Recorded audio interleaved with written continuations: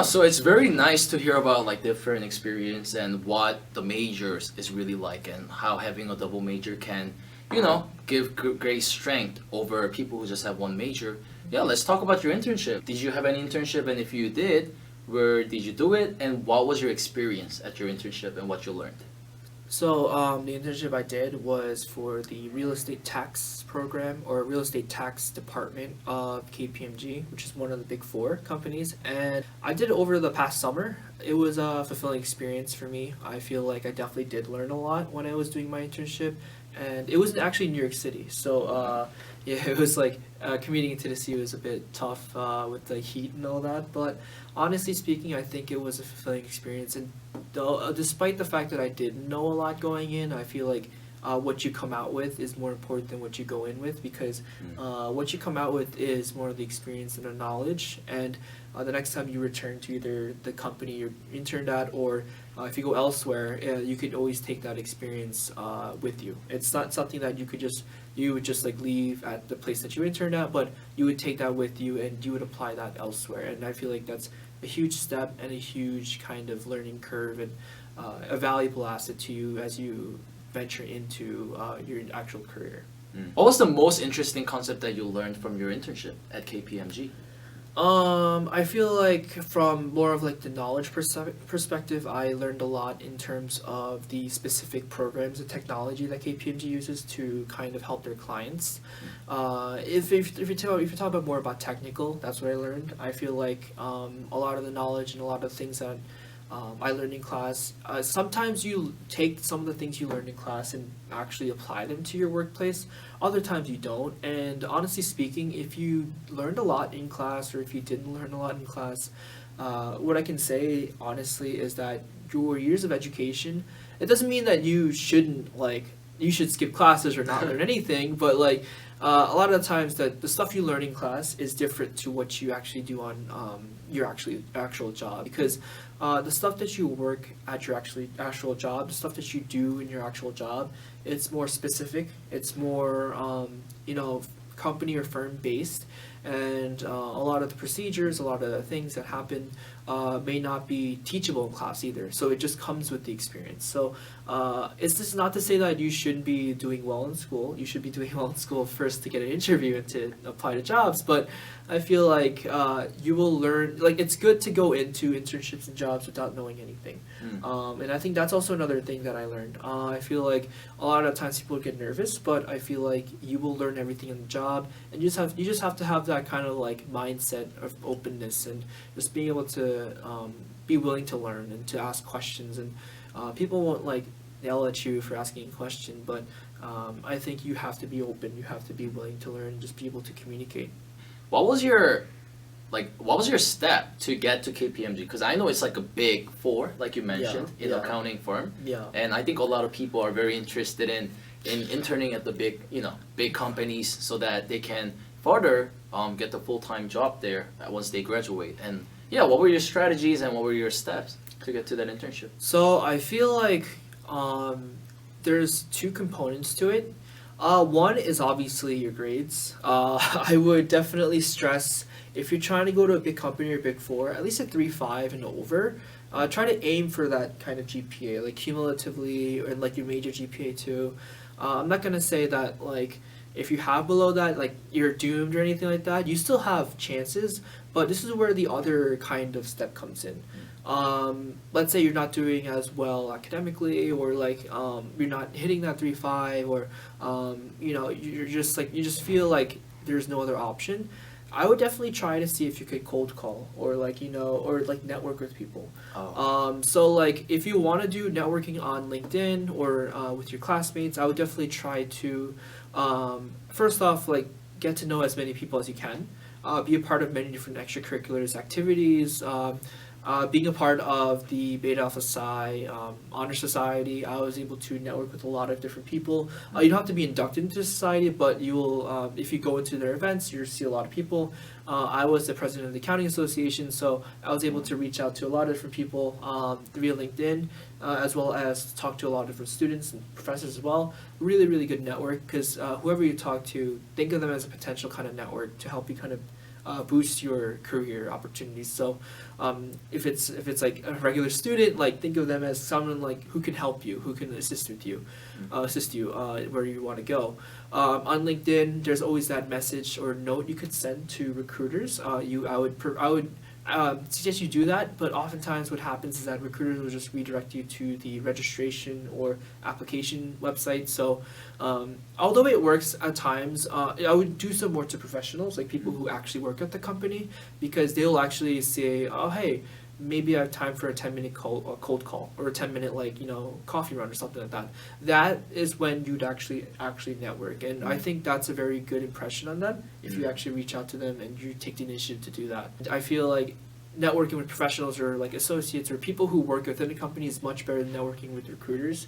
You can like talk to a recruiter and it's good to have a connection, but oftentimes they're bombarded with a lot of different like candidates and emails and all that, so they won't get to you specifically, and they won't actually try to find you either because they have a lot of people to take care of. So if I'm being honest with you, I feel like a lot of the times it's all about just being impressionable and just making like that kind of first impression to people.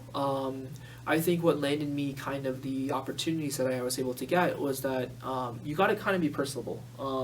Like I'm introverted, and you probably can't tell if I'm interviewing right now, but you don't have to be extroverted. You could be introverted, extroverted. You could be whatever, but as long as you're able to present yourself and you're able to kind of be who you are, be original, and don't kind of be like a facade of someone else. Like don't try to be like you're like the 4.0 like I don't know, scholarship winner, or like you're the smartest kid in the room.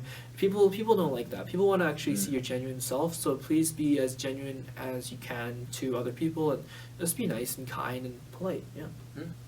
Yeah, I think that's very important to hear about like the aspects of getting into internship and how you have to present yourself to the recruiters, and how you have to like network people to get the connections and further move on to the next step of the internship. Right. Yeah, I think those are very cool. All right, we are at the last part of the interview.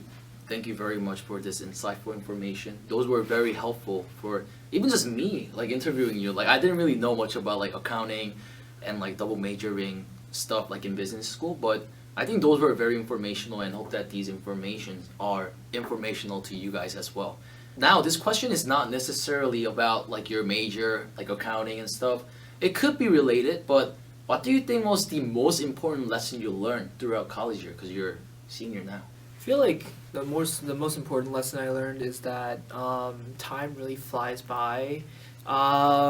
I remember when I was a freshman, and it was quite a while. I wouldn't say it's a while back. It's 2019, and for some of you guys that might be crazy, but I remember when I first met some juniors and seniors my freshman year, and they said that, hey, college flies by like in a blink of an eye. And I think it's honestly true. I feel like I kind of felt robbed considering that COVID hit for 2 years, for a year and a half, 2 years.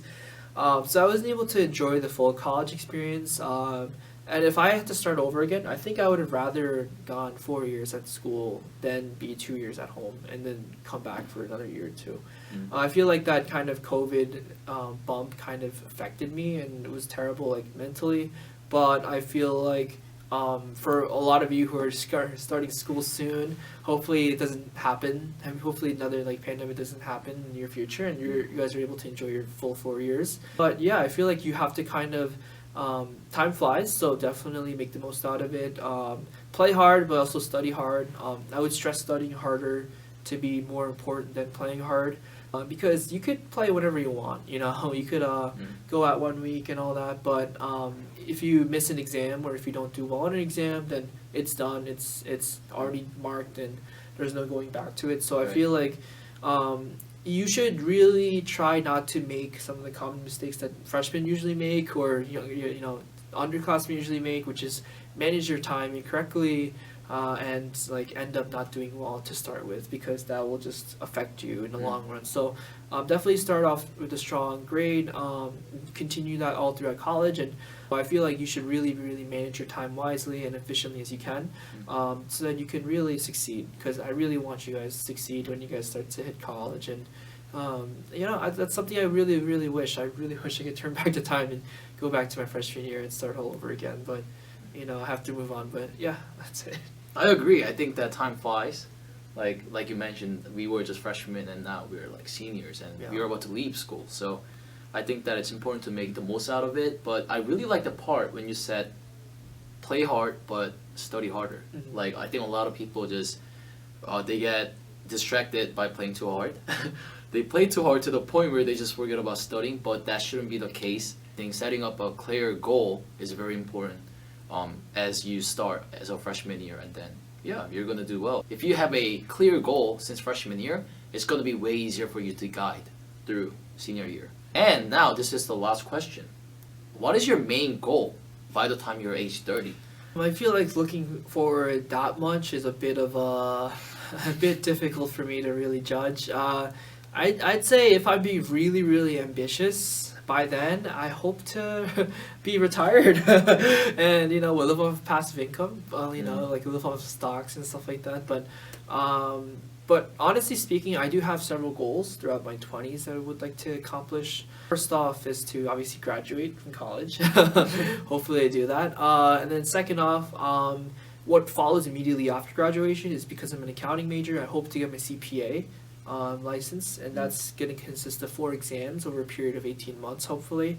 And if I were able to complete that goal, I think I'd be happy enough doing that because that in itself really boosts your resume. And if you're an accounting major, you are really kind of like a valuable asset to a lot of different companies. So I would definitely try to see if I could accomplish that within the next year or two. And then after that, working for a couple more years, I think I would really want to go for an MBA. And MBA is basically like a grad program for students, usually a year or two. And you do have to take the GRE or GMAT, which is like the SAT version for grad school. But it really also depends on the program you're applying to. If you're applying to somewhere more prestigious, you'll definitely have to do the exam. But for a lot of other places, maybe they may waive it. It's also up to the future if that will happen, if they will not like take exam scores anymore. But hopefully that's the case. I'm crossing my fingers. But if I'm being completely honest with you, if I could get to the point where I do get my MBA after a couple of years working, I think I'd be pretty much happy with my educational career. And then, I think I would look for opportunities and roles that really do suit my needs and fit where I want to go. Because I think it's something that it's really hard to admit, but I wouldn't say accounting and finance is something that I chose to pursue because I love doing it. I think it's more so, for me, security, financial stability, and it's something that has been kind of affecting me throughout my childhood and all that, considering my parents immigrated here when I was born. So being able to provide for my family is really important, and being able to be financially secure and to be able to provide for myself and to be independent is the goal. I feel like I have to have several goals in between that allow me to accomplish that. So by age of 30, hopefully I get my CPA, hopefully I get my MBA, and I should be smooth sailing, and we'll see what the 10 years after my age 30 will become. Hopefully it's good, and hopefully it's a brighter future, but for the time being, I think I'm focusing in the present and seeing what my current goals are and slowly building myself up to age 30. Yeah. I think you have a very amazing goal of, not just retiring yourself, but being able to provide for your parents who worked tirelessly. I'm very happy that you have that ambitious goal, and I really hope that you achieve it, and I think you deserve it.